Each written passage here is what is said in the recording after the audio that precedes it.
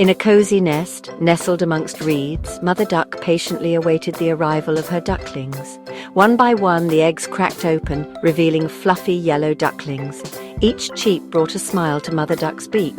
However, one large egg remained. Finally, it hatched, but this duckling was different. He was larger, his feathers were grey and scraggly, and he looked nothing like his siblings. From the very beginning, the poor duckling felt out of place. His siblings teased him relentlessly.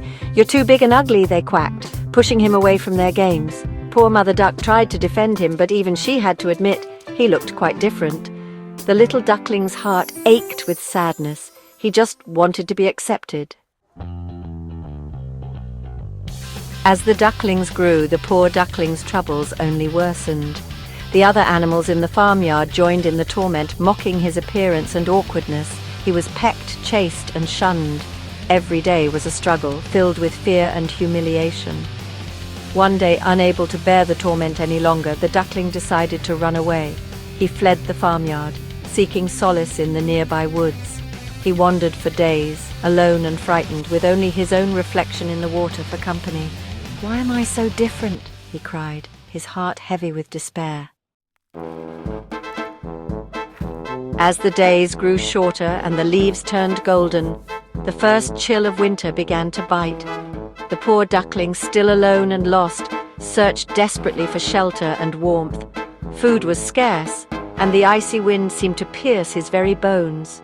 He huddled by the frozen lake, shivering and alone, longing for the warmth of a family he never had. One particularly harsh morning, the duckling awoke to find himself frozen to the ice. He feared this was the end, but thankfully, a kind farmer, hearing his faint cries, chipped him free and took him home.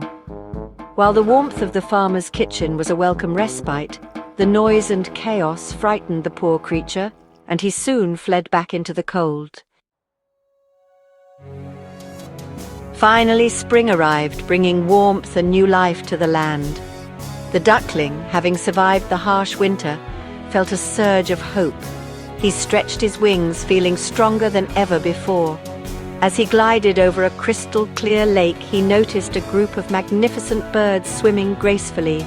Their feathers were as white as snow, and their necks curved elegantly.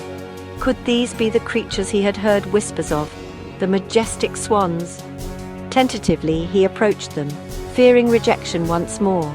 But as he gazed at his reflection in the water, he was astonished by what he saw. Gone was the awkward grey duckling.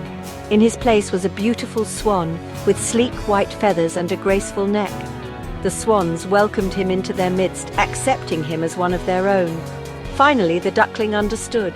He wasn't an ugly duckling after all. He had simply been a swan all along, waiting for the right time to bloom.